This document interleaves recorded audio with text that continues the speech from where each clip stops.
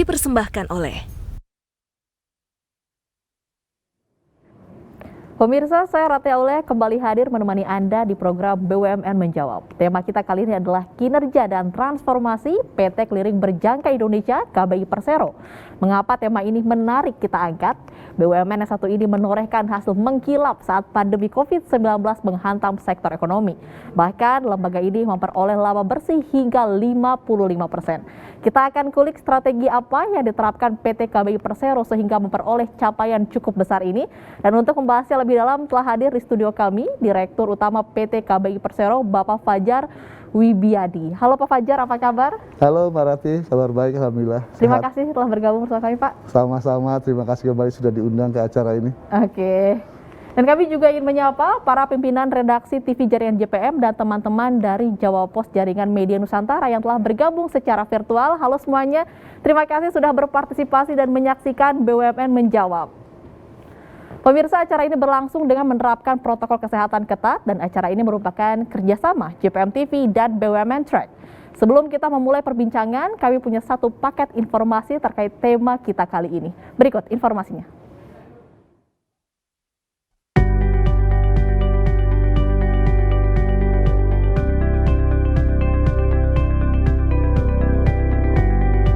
PT Clearing Berjangka Indonesia merupakan perusahaan BUMN yang menorehkan kinerja mengkilap saat pandemi COVID-19. PT KBI memperoleh laba bersih 55%, pertumbuhan laba dari 45,6 miliar rupiah di kuartal 3 tahun 2020 menjadi 70,9 miliar rupiah. Inovasi dan transformasi menjadi kunci meraih torehan positif. Setidaknya ada 3 lini bisnis di PT KBI sebagai lembaga clearing penjamin dan penyelesaian transaksi di perdagangan berjangka komoditi, hingga pasar fisik komoditas timah batangan dan sebagai pusat registrasi resi gudang. PT Clearing dan Penjaminan atau KBI adalah penjamin atas pelaksanaan transaksinya. Jadi kami melakukan penjaminan atas transaksi. Ya, kadang-kadang kalau saya ke daerah dan sudah ditanyakan, apa bedanya dengan LPS, lembaga penjamin simpanan?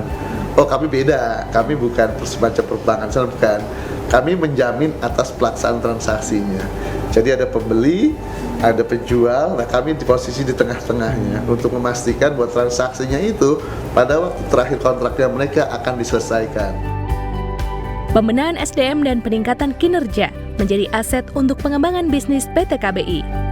Itu adalah salah satu bagaimana supaya dalam bidang SDM pun salah satu fokus utama kami ke depan. Karena saya lihat bahwa aset KBI utama adalah SDM. Kita tidak punya aset yang fisik sifatnya.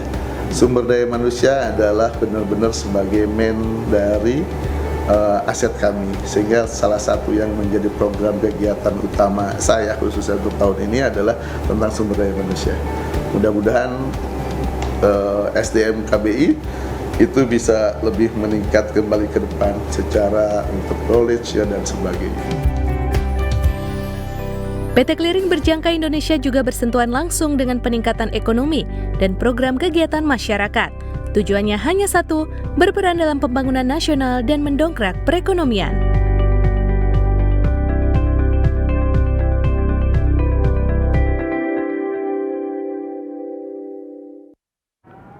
Ya baik pemirsa, langsung saja kita akan berbincang dengan Bapak Fajar Wibiadi, Direktur Utama PT KBI Persero. Halo Pak Fajar. Ya Pak, di awal perbincangan boleh diceritakan kepada saya dan juga pemirsa apa yang menjadi ruang lingkup kegiatan usaha PT KBI Persero ini Pak? Oke, makasih Mbak Rati. PT Clearing Berjangka Indonesia memiliki 3 lini bisnis utama. Pertama adalah kami sebagai penjamin dan transaksi untuk pasar berjangka komoditas atau PBK. Kemudian kami yang kedua adalah menjadi penjamin transaksi untuk pasar fisik komoditas.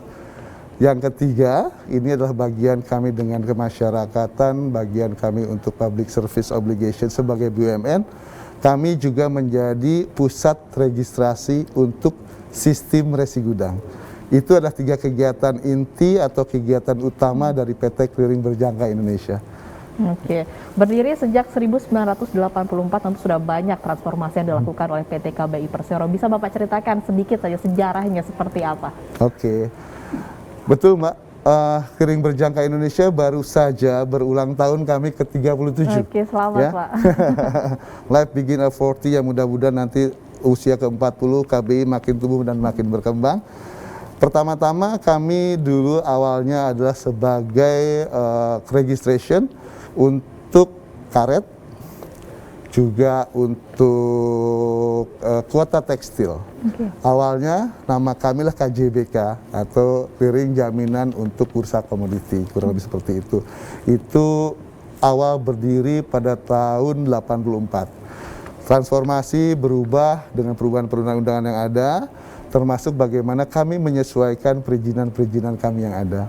Itulah kurang lebih kegiatan atau perjalanan Clearing Berjangka Indonesia sampai dengan saat ini. Alhamdulillah sebetulnya saat ini boleh dikatakan dari transformasi yang dilakukan, tentunya secara figur transformasi kepada kinerja, transformasi SDM, itu hal-hal yang menarik untuk dilaksanakan. Tapi yang penting adalah bagaimana kami bisa berkontribusi untuk negeri, untuk Indonesia. Itu sih semangat-semangat itu yang berulang kali kami tanamkan kepada Kemudian KBI. bagaimana Pak perkembangan bisnisnya saat ini setelah melakukan berbagai transformasi Pak? Perkembangan dari sisi apa nih Mbak? Dari sisi kinerja atau dari sisi yang lain? Dua-duanya boleh Pak. Dua-duanya ya. Oke, alhamdulillah mungkin saya bergabung di KBI itu tepat 4 tahun lalu lah, Agustus 2017.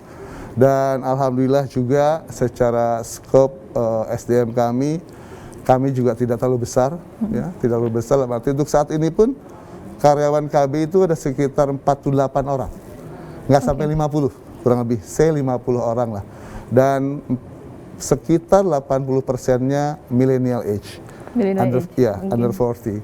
Dan saat ini tentunya kita tahu bersama bahwa kami BUMN mengimplementasikan yang core values akhlak. Bagaimana kami juga bisa adaptasi, kita bisa collaboration, termasuk juga yang paling penting adalah melakukan sesuatu dengan sesuatu yang amanah. Nah, kalau secara kinerja, alhamdulillah bahwa seperti yang sampaikan saat ini posisi Q3 2021, apabila dibandingkan dengan Q3 year on year 2020, peningkatan yang cukup signifikan. Ya, secara bottom line kami, laba bersih kami kurang lebih sudah ada peningkatan sekitar 55%. Oke, baik. Oke Pak, nanti kita akan sambung nih di tengah ekonomi nasional yang masih melandai akibat pandemi COVID-19. BUMN PT KBI Persero mencatatkan kenaikan laba bersih hingga 55%. Usai jeda di BUMN menjawab.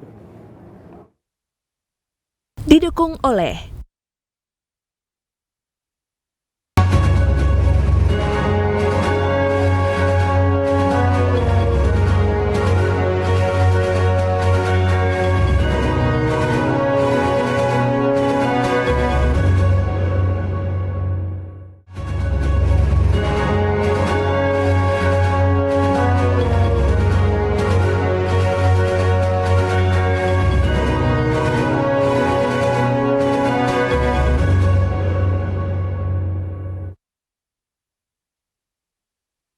dipersembahkan oleh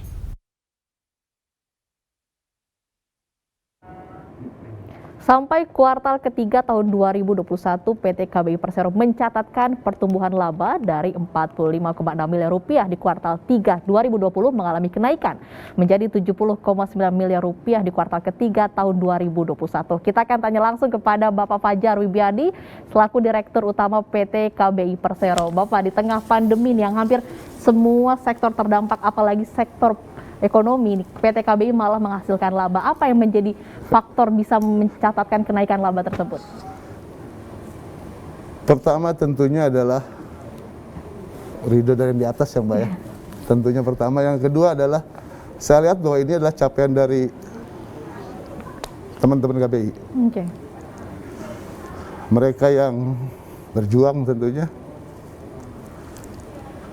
Satu hal adalah bahwa saya meyakini bahwa apapun tantangan, apapun threat, apapun gelombang yang ada, sebagaimana layaknya quote dikatakan bahwa kita bisa tidak bisa menghadapi gelombang, tapi kita bisa berselancar di atasnya. Nah, itulah mungkin yang membawa clearing berjangka Indonesia sampai dengan saat ini. Saya yakin kami semua tidak secara kebetulan ada di KBI. Kita semua ada di KBI tentunya atas kehendaknya. Dan saya yakin bahwa ini adalah kehendak yang di atas juga insya Allah untuk membawa KBI bisa tumbuh, bisa berkembang, bisa besar, dan bisa memimpikan untuk menjadi salah satu yang bisa berkontribusi untuk negeri tentunya. Dan sekali lagi mungkin buat teman-teman KBI juga terima kasih. Itu adalah capaian dari teman-teman semua. Kami mungkin hanya mengantarkan ke teman-teman karena beliau-beliau inilah yang akan melanjutkan kiprahnya di KBI untuk suatu saat kelak. Itu sih Mbak, kurang lebih. Pastinya adalah saya selalu menanamkan ke teman-teman untuk selalu beradaptasi, untuk selalu berinovasi, dan tidak puas diri. Karena angka-angka yang sekarang pun mungkin kita diskusikan, itu udah jadi sejarah. Udah jadi sejarah, udah menjadi suatu catatan. Tantangan adalah bagaimana kita untuk melaksanakannya ke depan. Gelombang tentunya banyak, gelombang tentu bisa jadi makin besar, tapi percayalah kita bisa belajar berselancar dan kita bisa mahir berselancar di atas gelombang-gelombang tersebut. Kurang lebih seperti itu. Dengan kerjasama tentunya Pak ya, tapi kan ini bukan hal yang mudah Pak, capaian di tengah pandemi seperti ini bukan hal yang mudah. Apa yang menjadi kunci utama atau strategi KBI dalam menaikkan laba Pak? Bisa dikasih tahu nih ke pemirsa sekalian. Ya, terima kasih. Sebetulnya kalau bicara kunci, mungkin kunci nggak ada. Yang pertama adalah bagaimana kami juga membangun kepercayaan, karena kurang lebih bahwa secara Golden Coalition-nya juga penting sekali, bagaimana ada kemenangan-kemenangan kecil yang selalu saya mimpikan, yang selalu saya harapkan dapat terjadi clearing berjangka Indonesia. Kalau kita bicara mungkin teori manajemen ada 8 langkah Kotters, itu salah satu yang kami lakukan, kami terapkan pada waktu clearing berjangka Indonesia 4 tahun lalu. Dan itulah juga memberikan suatu semangat kepada teman-teman, karena kita tidak mungkin harus terus berlari maraton, tapi kita tidak pernah tahu bahwa ada kemenangan-kemenangan di depan. Apa yang kami lakukan saat ini tentunya masih menjadi milestone, karena harapan kami lah cukup panjang. Kalau kita tanya ke teman-teman clearing berjangka Indonesia Mbak, mereka secara dikatakan bahwa kami ingin berkarya, kami ingin menjadikan clearing berjangka Indonesia 100 tahun ke depan. Sustainability, kuncinya adalah sustainability. 100 tahun ke depan pun bukan bicara bahwa sekarang 2021 100 tahun lagi, bukan. 2022 tetap 100 tahun lagi, 2023 tetap 100 tahun lagi. Kuncinya, key point-nya adalah sustain. Pada waktu bicara sustainability, tentunya banyak sekali hal yang harus tetap kita lakukan improvement, harus kita lakukan isi. Saya sering katakan ke teman-teman SDM KBI, isilah gelas teman-teman dengan sesuatu yang memang teman-teman pantas dan memantaskan diri untuk menjadi insan-insan clearing berjangka Indonesia, menjadi insan-insan BUMN. Itu sih yang saya sampaikan. Sustainability dan juga tadi kunci pelayanan yang optimal. Betul, begitu ya. Iya. Pak ya, oke, dari 3 bisnis nih yang di tiga lini bisnis yang dimiliki oleh PT KBI, ada perdagangan berjangka komoditi, resi gudang, dan juga pasar fisik komoditas. Mana yang paling menyumbang atau berperan dari kenaikan laba yang dicapai oleh PT KBI Persero ini Pak? Oke.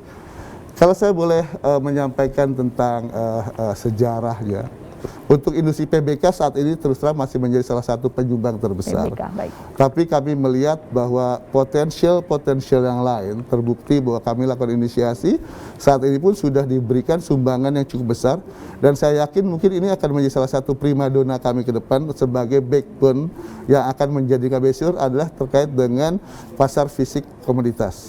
Itulah salah satu yang besar di situ, dan untuk yang di sistem resi gudang itulah bagian dari kami bagaimana untuk ikut mengembangkan negeri ini. Dan itu pun sebetulnya juga memiliki suatu peluang yang sangat besar, sangat-sangat besar, karena bahwa bicara Indonesia adalah negara agraris, negara yang sangat menghasilkan banyak sekali komoditas dan sebagainya. Jadi ketiga hal yang ada di KBI itu adalah sama dengan ketiga hal atau main inti atau main bisnis dari otoritas kami Bapepti. Jadi sangat besar sekali peluang yang memang saya sering katakan ke teman-teman, kalau kita mimpinya kita memang tinggi, sangat banyak sekali peluang-peluang yang bisa dilakukan oleh Keliling Berjangka Indonesia. Oke Pak, kemudian bagaimana dari target PT KBI Persero ini di tahun ini dan apa strategi yang dilakukan PT KBI agar bisa terus mencapai raihan laba positif ini? Oke, makasih Mbak. Kalau untuk bicara tentang RKP, mungkin insya Allah dengan Q3 raihan yang seperti sekarang, kami sangat optimis untuk 2021. Janji kami kepada pemegang saham dapat kami penuhi insya Allah, walaupun mungkin di masa pandemi ini juga. Dan tentunya saya sampaikan bahwa ini adalah tentunya hasil raihan teman-teman semua. Dan sekarang pun kami sudah juga membuat our plan untuk ke 2022. Yang tentunya kami selalu senantiasa sampaikan kepada teman-teman, korporasi tetap harus tumbuh dan tumbuh. Oke, baik. Karena dengan tumbuh itu, teman-teman semuanya juga kita bisa our contribute to our nation. Baik, terima kasih. PT KBI Persero terus berinovasi untuk mengembangkan bisnis usahanya. Bisnis apa yang selanjutnya akan menjadi target PT KBI Persero? Kita akan cari tahu setelah jeda berikut ini. Didukung oleh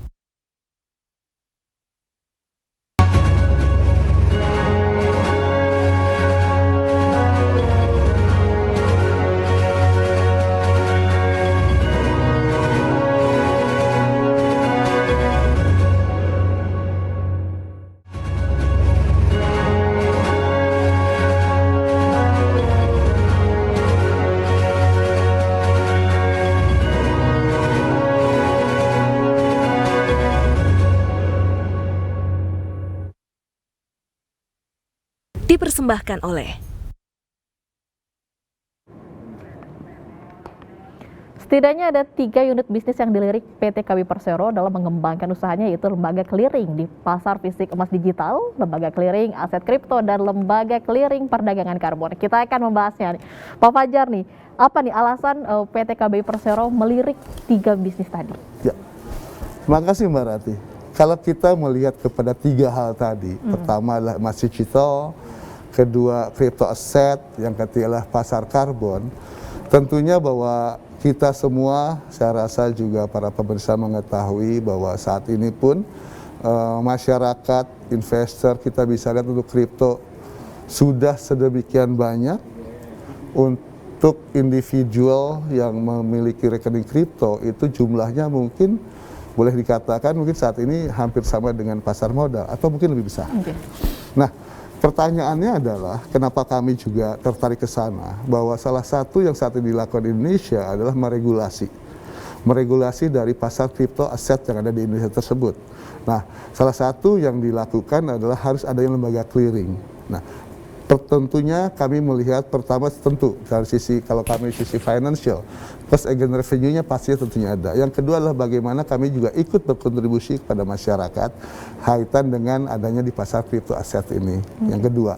Nah, untuk yang tentang aset digital pun sama ya. Itu kami malah untuk aset digital Clearing Berjangka Indonesia sudah mendapatkan license sebagai lembaga clearing untuk aset digital atau untuk emas digital tadi. Dan saat ini sudah ada beberapa yang juga sudah mendaftarkan karena di kami sistemnya membership. Jadi para pelaku itu harus menjadi anggota kami, anggota bursa dan anggota clearing. Mudah-mudahan Q4 ini sudah jalan. Nah, yang cukup menarik yang ketiga tentang yang carbon trading. Nah, carbon trading Indonesia adalah kita tahu sangat besar sekali, kita memiliki potensial karbonnya, dan salah satu yang menjadikan carbon trade itu adalah menarik untuk kami lakukan dengan teknologi.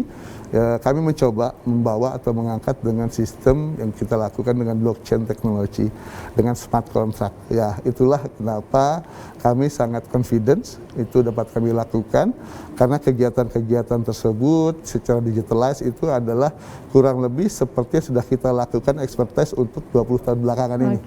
Jadi seperti arahan dari pemegang saham, kita tetap bergerak sesuai dengan main business, dengan tujuan pendirian kami, dan ketiga hal tadi tentunya adalah tidak melepaskan dari DNA kami sebagai lembaga clearing dan penjaminan. Namun demikian, dengan sekarang era di mana crypto aset, di mana emas digital, di mana karbon, tentunya kami juga ingin ikut berperan dalam ketiga hal tersebut. Itu sih Mbak Rati. Kemudian bagaimana kesiapan PT KBI Persero untuk memulai bisnis baru tersebut, Pak? Ya. kami sangat confident ya untuk crypto asset. Kami juga sudah base ekosistem, kami sudah juga lakukan sangat banyak sekali, sudah sangat advance malah untuk crypto secara sistem dan sebagainya. Itu kami juga sudah siap.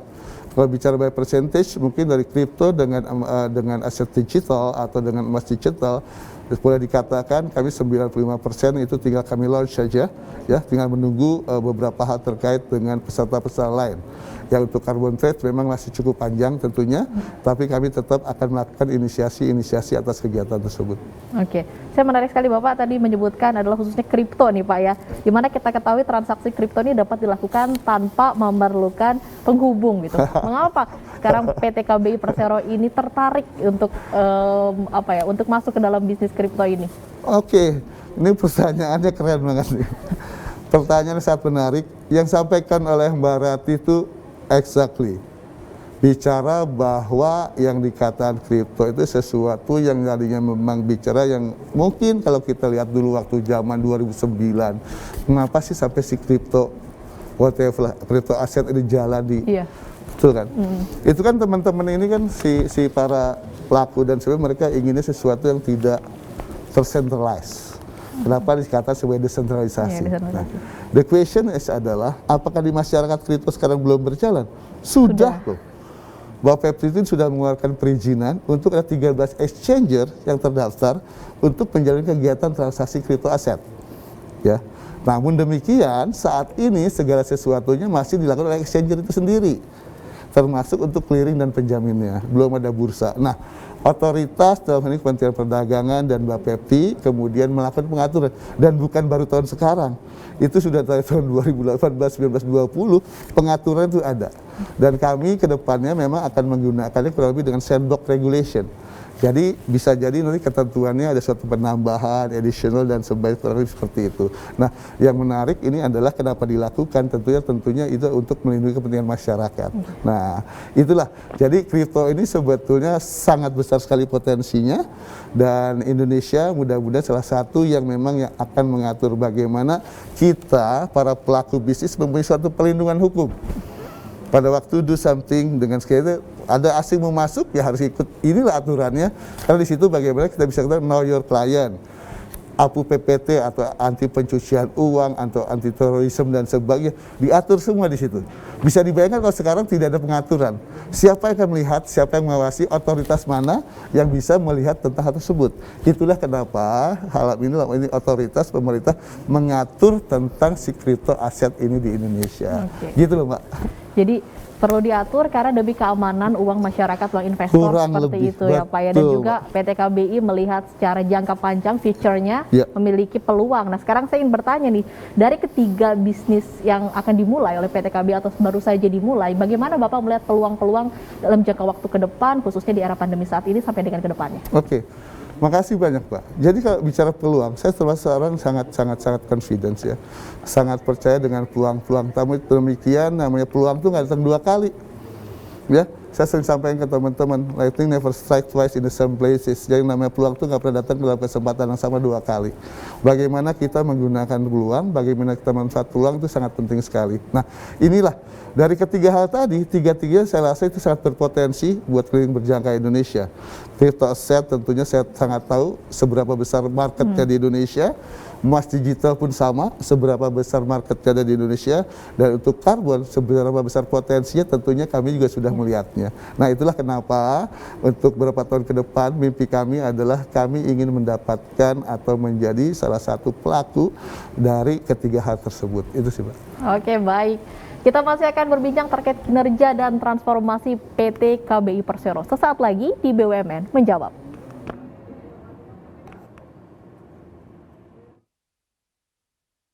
Didukung oleh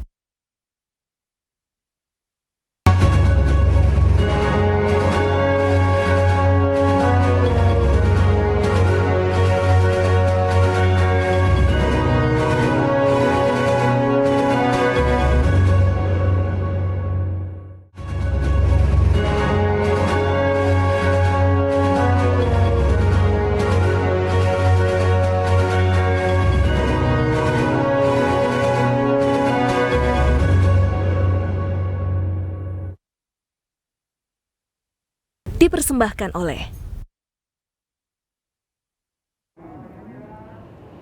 Anda masih menyaksikan BUMN Menjawab bersama saya Ratia Aulia dan Bapak Fajar Widiadi, Direktur Utama PT KBI Persero. Pak Fajar, berbicara soal transformasi tentu sudah sangat banyak sekali transformasi yang dilakukan oleh PT KBI. Boleh disebutkan apa-apa sajanya, Pak?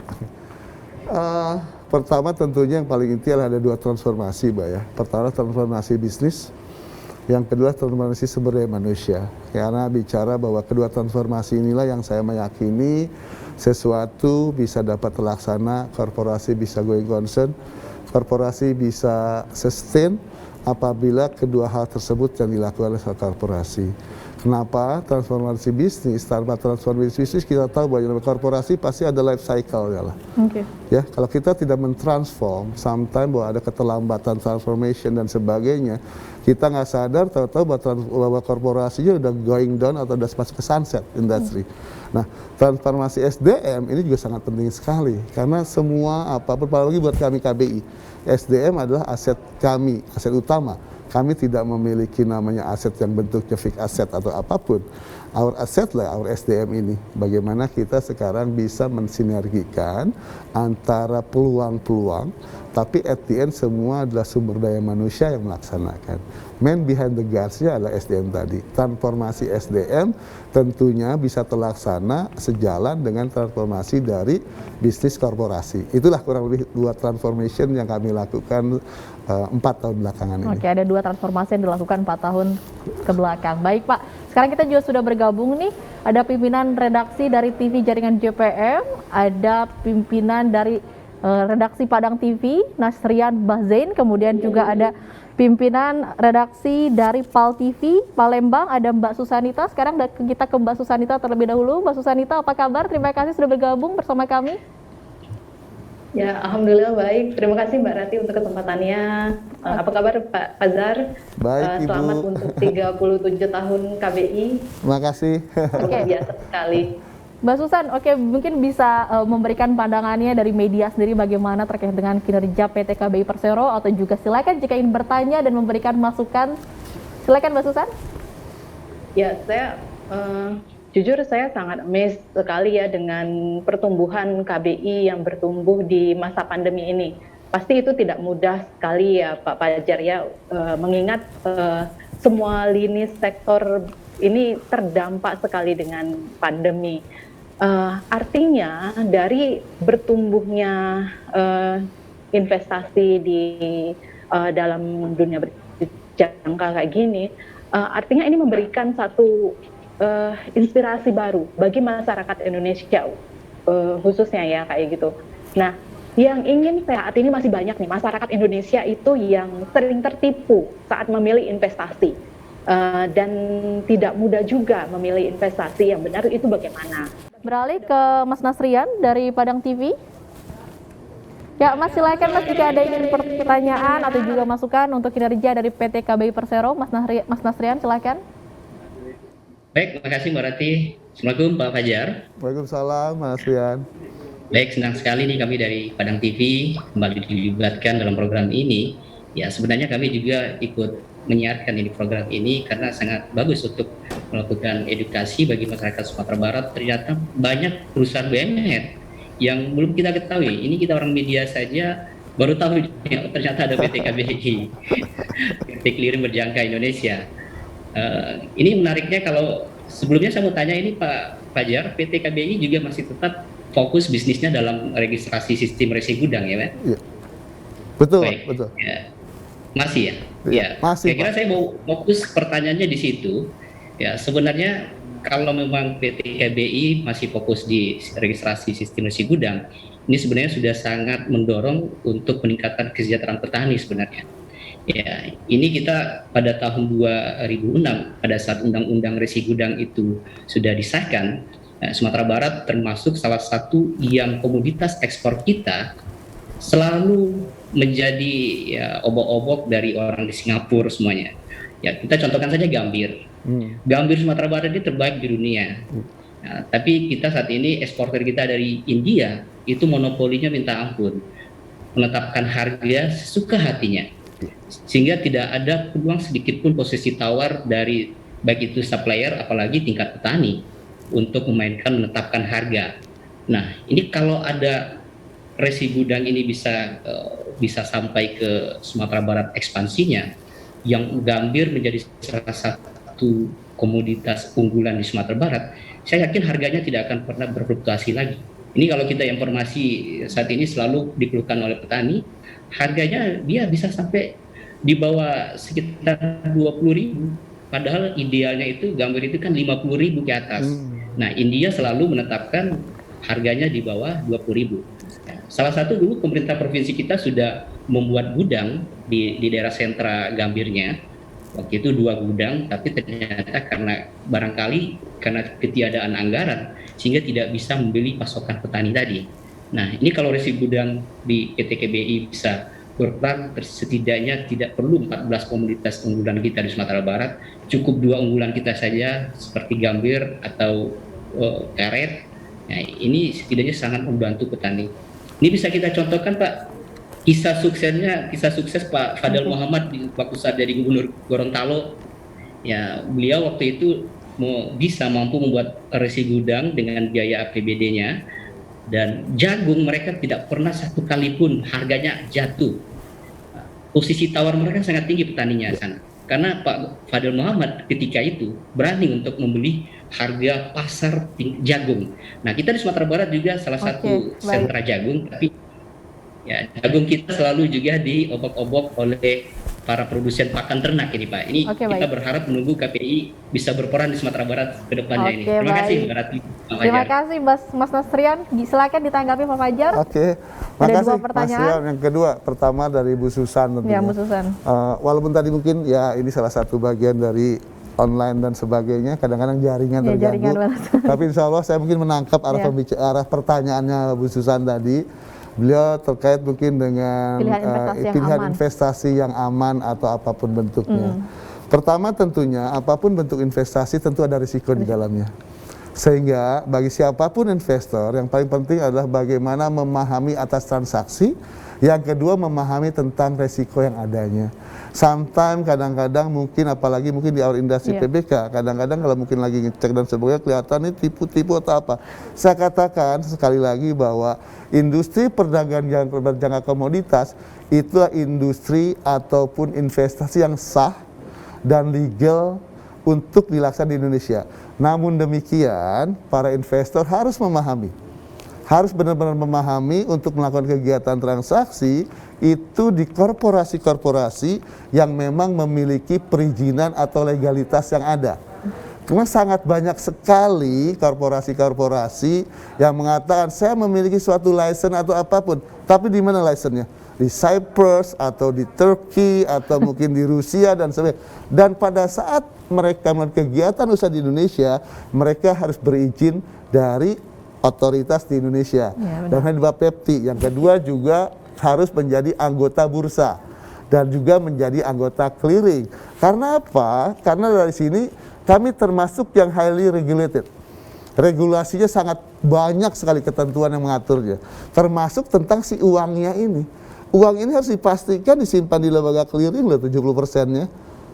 Jadi bisa dibayangkan kalau Bapak Ibu investor siapapun yang mengikuti PBK ternyata melakukannya kegiatannya adalah di korporasi-korporasi yang bukan menjadi atau bukan berlicense atau belum memiliki legalitas yang ada.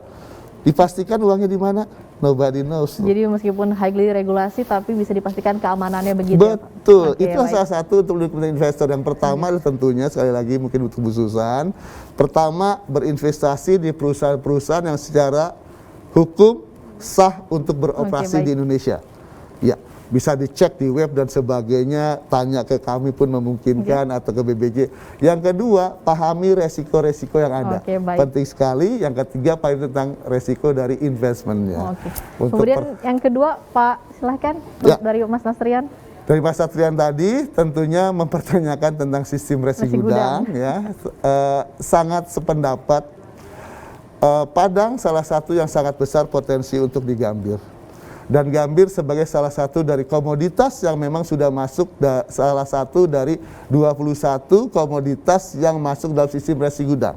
Nah, Pertanyaannya adalah, kalau saya melihat dalam 4 tahun belakang ini, key success faktornya salah satu adalah adanya dukungan dari pemerintah daerah. Salah satu yang menjadikan salah satu key success faktornya. Yang kedua adalah kontinuitas dari barang. Yang ketiga adalah kualitas dari barangnya. Itu penting sekali.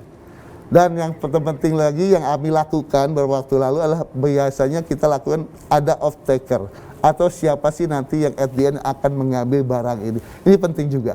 Jadi case success faktornya cukup banyak ya. Kami lakukan juga malah beberapa waktu lalu kami melakukan ekspor atas untuk komoditas resi gudang itu rumput laut. Ya, kami lakukan ekspor dan sebagainya. Dan ini tidak tertutup untuk komoditas yang di Padang, Gambir, saya rasa. Bagaimana sangat memungkinkan sekali Gambir ini masukkan ke sistem resi gudang, sehingga ini kan bicara tentang supply dan demand. Suatu harga itu ditetapkan oleh supply dan demand. Bisa dibayangkan kalau barangnya adalah dikumpulkan di gudang, keluarnya diatur, dikontrol, supaya untuk menjaga apa? Tingkat dari si harga tadi. Oke, baik. Ini resi gudang nih sangat menarik. Saya nanti kita akan membahasnya di segmen selanjutnya. Tapi saya ingin berterima kasih dulu telah bergabung bersama kami, Mas Nasrian, pimpinan redaksi Padang TV, dan ada Mbak Susanita, pimpinan redaksi dari PAL TV Palembang. Salah satu lini usaha PT KBI Persero adalah sebagai pusat registrasi resi gudang. Kita akan membahasnya usai jeda di BUMN Menjawab. Didukung oleh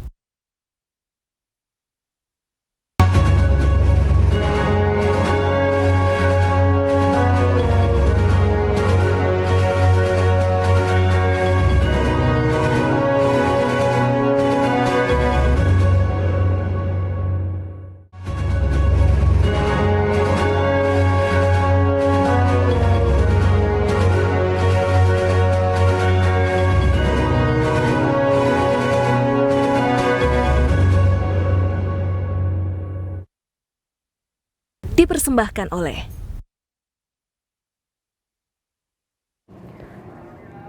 Anda masih menyaksikan BUMN Menjawab bersama saya Ratih Aulia. Pak Fajar, tadi kita berbicara terkait dengan resi gudang. Nah, bisa Bapak jelaskan nih apa sih resi gudang itu dan apa manfaatnya bagi masyarakat? Oke, simple sebetulnya kalau bicara resi gudang. Resi gudang adalah surat berharga yang bentuknya adalah sebagai tanda terima penyimpanan barang di suatu gudang. Nah, ini adalah commercial paper sebetulnya yang bisa diperjualbelikan, bisa diperdagangkan, dan bisa dijadikan suatu jaminan hutang. Jadi Indonesia sudah mengatur tentang warehouse receipt ini cukup lama dengan sistem resi gudang. Dan Clearing Berjangka Indonesia itu adalah salah satu stakeholder dari ekosistem SRG yang ada. Kami sebagai registration office-nya, sebagai pusat registrasi yang melakukan pencatatan atas resi gudang diterbitkan, resi gudang dijaminkan, atau resi gudang yang mungkin mau diperjualbelikan. Kami yang melakukan pencatatannya. Sebetulnya jadi masih ada beberapa pelaku yang lain, beberapa stakeholders yang lain. Di sini ada lembaga penjaminan, ada lembaga penilai mutu dan sebagainya. Jadi KBI once dari satu simpul kecil dalam sistem resi gudang di Indonesia. Kurang lebih seperti itu sih Mbak, kalau secara simpelnya tentang SRG. Ini sekarang juga sudah bergabung bersama kami pimpinan redaksi dari TV Jaringan JPM, ada Romansyah Setiawan, pimpinan redaksi dari Simpang 5 TV Semarang. Halo Mas Wawan, apa kabar? Selamat siang Mbak Aulia. Assalamualaikum warahmatullahi wabarakatuh. Waalaikumsalam warahmatullahi wabarakatuh. Mas Wawan, silahkan bagaimana pandangan media terkait dengan kinerja PT KBI Persero ini di tengah pandemi. Kemudian juga mungkin jika ada yang ditanyakan langsung kepada Pak Fajar, silahkan Mas Wawan. Ya, terima kasih, selamat siang Pak Fajar. Selamat siang Mas Wawan. Salam sehat. Sehat-sehat, alhamdulillah. Ya, mungkin jujur untuk literasi atau pengetahuan saya tentang KBI atau clearing berjangka memang masih sangat kurang ya. Mungkin barusan dengar, tapi mudah-mudahan setelah ini pengetahuan saya tentang clearing berjangka juga semakin paham. Mungkin ada satu pertanyaan saya kepada Pak Fajar, di posisi seperti apa dan seberapa penting peran PT Clearing Berjangka Indonesia dalam berkontribusi untuk kemajuan sektor industri dan perdagangan di Indonesia. Mungkin itu Mbak Aulia. Oke, baik, silakan Pak Fajar langsung ditanggapi. Oke, makasih Mas Wawan. Jadi kalau bicara tentang fungsi dan keberadaan Clearing Berjangka Indonesia di perekonomian Indonesia, tentunya bahwa KBI adalah berdiri 37 tahun lalu, fungsinya menjadi suatu lembaga clearing. Kita tahu bahwa yang namanya perdagangan, kadang-kadang mungkin para pihak belum ada suatu unsur trust. Penjual, pembeli, mereka nggak tahu nih, nanti benar nggak sih barang saya dikirim? Atau nanti benar nggak sih misalnya fund saya dibayarin? Itulah posisi clearing. Kami berada di tengah-tengah. Kami berada bahwa kami memastikan pada saat transaksi terjadi, kami memastikan bahwa yang namanya delivery atas barangnya terjadi, delivery atas uangnya terjadi. Itulah yang kami lakukan saat ini.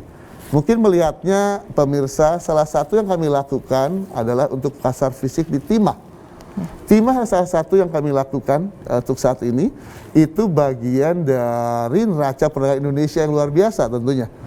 Tahun lalu 2020 almost $1 billion transaksi yang ada di bursa KB, $1 miliar kurang lebih, mungkin nilai sekitar 14 triliun.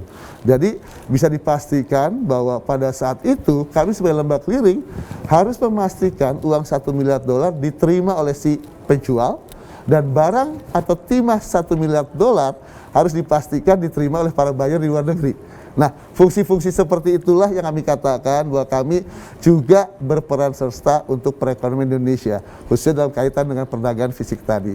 Salah satu seperti itu sih, Mas Wawan mungkin yang bisa saya sampaikan. Jadi, fungsi clearing dan penjaminan kaitan dengan suatu transaksi perdagangan, salah satu yang menurut kami itu masih sangat-sangat penting keberadaannya untuk dilakukan saat ini. Dan termasuk kami juga sedang bermimpi ke depan itu untuk menjadi central clearing party.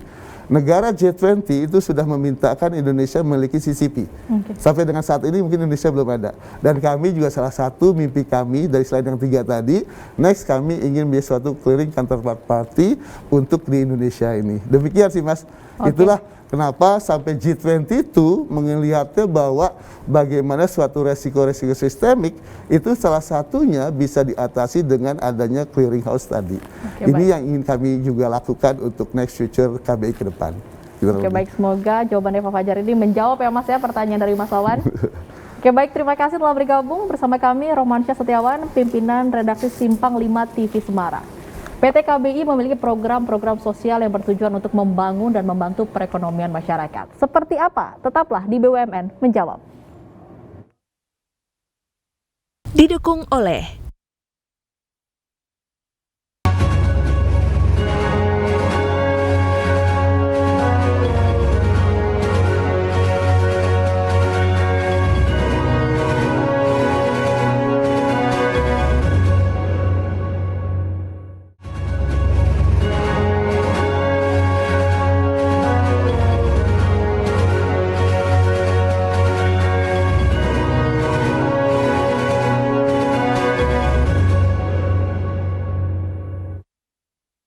dipersembahkan oleh Kita memasuki segmen terakhir di program BUMN Menjawab. Pak Fajar nih, bisa diceritakan nih, tentu PT KBI Persero memiliki program-program sosial. Seperti apa bentuk programnya? Oke, yang dimaksud program sosial apakah itu bentuk tanggung jawab sosial, TJSL ya? Kami tentunya memiliki, selaku BUMN kami memiliki TJSL, tanggung jawab sosial dan lingkungan. Namun demikian untuk clearing berjangka Indonesia kami lebih fokus melakukan sesuatu yang berbentuknya CSV, yaitu ada suatu creating share value. Bagaimana yang namanya sesuatu yang kita lakukan itu bisa saling dependen, bagi masyarakat dapat, tapi at the end korporasinya juga ada suatu nilainya. Yang kami lakukan dengan apa? Yaitu dengan melakukan atas kemitraan atas sistem resi gudang. Nah, inilah yang kami lakukan, salah satu bentuk CSV yang dilakukan oleh PT Clearing Berjangka Indonesia. Bagaimana dari suatu tanggung jawab sosial yang kita lakukan, at the end juga akan memberikan suatu kontribusi positif bagi korporasi, bagi kinerja, dan bagi at the end kepada laba korporasinya. Itu yang coba kami lakukan, dan ini juga sudah kami lakukan, dan alhamdulillah juga sudah terlihat juga hasilnya. Oke, ada salah satu programnya memberdayakan wanita tani di Yogyakarta ya Pak. Nah, bisa diceritakan itu programnya seperti apa? Ya itu memang kami lakukan pada saat mungkin pandemi ini, tapi sebelumnya juga kami lakukan juga. Jadi intinya adalah bagaimana kami memperdayakan para wanita tani ibu-ibu tadi. melihat bahwa dari salah satu lokasi di sana itu ada namanya kami lakukan dengan agrowisata. Kami lakukan itu pun dengan model creating share value. Salah satu yang dilakukan di sana adalah penghasil daripada bawang. Kami lakukan bahwa bawang adalah salah satu yang kita bisa lakukan untuk sistem resi gudang. Nextnya, apabila itu sudah berkembang dengan baik, itu kami akan masuk ke SRG-nya. Tapi intinya adalah bagaimana kami melakukan edukasi para ibu-ibu tadi untuk bisa menjalankan suatu kegiatan-kegiatan yang menghasilkan dengan bentuk sesuatu yang memang bisa dilakukan oleh para ibu-ibu tadi dengan konsep creating share value yang kami laksanakan. Dan mungkin bertanya adalah ini di Yogyakarta gimana keliling berjangka Indonesia monitoring, ngawasin dan sebagainya. Nah, kami lakukan dengan melakukan kerjasama dengan UGM. Ya, dengan Universitas Gadjah Mada kami lakukan supaya nanti ada monitoring, dan intinya bahwa sebenarnya juga salah satu yang kami lakukan adalah supaya ini pun bisa jadi pembelajaran para siswa-siswa mahasiswa tadi di sana. Melihat inilah yang dilakukan suatu korporasi oleh suatu BUMN yang nantinya para mahasiswa-mahasiswa yang mungkin KKN atau melihat bahwa oh ada sih contribution yang bisa dilakukan sehingga bisa kurang lebih mengencourage anak-anak muda tadi juga untuk berbuat yang sama lah. How to kontribusi kepada nation yang diharapkan dilakukan dengan hal tersebut. Itu sih, Mbak. Oke, kemudian bagaimana dengan tanggung jawab program tanggung jawab sosial dan lingkungan KBI dengan kemitraan resi gudang tadi, mungkin bisa diceritakan, Pak? Oke. Sebagaimana ketahui mungkin BUMN adalah memiliki ada program-program kemitraan, ada bina lingkungan, dan sekarang bicara tentang TJSA, tanggung jawab sosial. Nah, dan lingkungan. Nah, untuk program kemitraan itulah sebetulnya kami lakukan, kita mengajak teman-teman BUMN yang memiliki dana-dana PK, yang mungkin mereka memiliki kesulitan untuk menyalurkan kepada masyarakat, kami bantu. Kami ajak, kami lihatkan tentang SRG ini. Maksud kami juga adalah sebagai katalis bagi SRG. Kan mungkin masyarakat juga belum mengerti SRG apa sih gitu ya. Mungkin perbankan sementara saat ini pun masih belum cukup banyak yang mau masuk ke SRG. Inilah kami lakukan katalis. Dan alhamdulillah berapa tahun kami lakukan juga insya Allah juga lancar dengan baik. Tapi intinya adalah kami ingin menunjukkan bahwa SRG adalah salah satu dari sumber investasi, sumber pendanaan yang bisa dilakukan oleh para petani, oleh para nelayan, termasuk ikan loh Mbak. Ikan salah satu yang bisa juga di SRG kan. Para petani, nelayan dan sebagainya itu salah satu yang bisa mempergunakan SRG ini. Jadi sangat besar sekali potensi yang ada. Itulah kami lakukan dengan program kemitraan. Kurang lebih seperti itu sih. Kami mengajak lah teman-teman BUMN yang memiliki dana-dana PK untuk bisa masuk melakukan investasi di sistem resi gudang ini. Oke, demikian. baik. Terakhir Pak, apa strategi Bapak dalam menjalankan bisnis di kala pandemi dan seterusnya? Kemudian apa harapan dari Bapak terhadap PT KBI Persero ke depannya dan pesan-pesan bagi pemirsa sekalian? Tentunya bahwa untuk saat ini kami sangat meyakini bahwa teknologi, ekosistem, dan SDM adalah 3 hal yang memang sangat dibutuhkan korporasi dimanapun saat ini. Dan mudah-mudahan KBI memiliki ketiganya. Dan tentunya tantangan terbesar adalah buat teman-teman KBI yang mungkin saat ini juga sedang memperhatikan cukup banyak dengan muka-muka milenials yang ada, bagaimana teman-teman ini bisa mengisi diri, bisa selalu mengisi gelas-gelasnya, karena di luar sana mungkin sangat banyak tentunya kompetitor dari teman-teman. Dan Clearing Berjangka Indonesia bukan milik kami 50 orang, ini adalah milik masyarakat Indonesia 280 juta lebih, sehingga teman-teman di luar sana, masyarakat pun memiliki kesempatan yang sama untuk berkarya, untuk juga bekerja di PT Clearing Berjangka Indonesia. Kitalah yang nanti semuanya yang mungkin akan dituntut, apa sih kontribusi yang telah diberikan kepada KBI, sehingga teman-teman siapapun sekarang ada di Clearing Berjangka Indonesia. Itu saya sampaikan. Kalau bicara KBI, harapannya adalah mimpi kami ke depan, KBI tetap sustain untuk 100 tahun ke depan, sehingga kita bisa mempertanggungjawabkan amanah dari yang atas pada saat kita ditempatkan di KBI. Simple seperti itu aja sih Mbak. Mudah-mudahan mimpi kita bisa tetap berjalan. Itulah tanggung jawab kita bersama di Keliling Berjangka Indonesia. Baik, terima kasih Pak Fajar.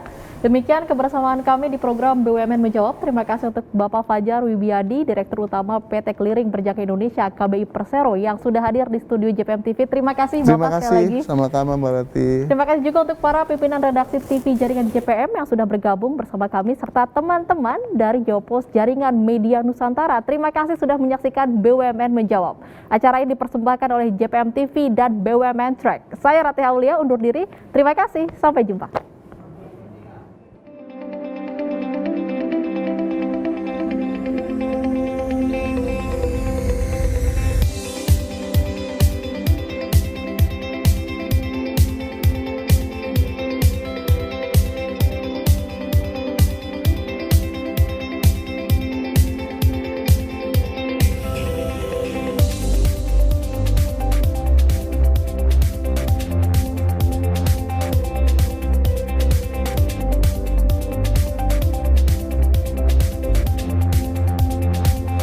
Didukung oleh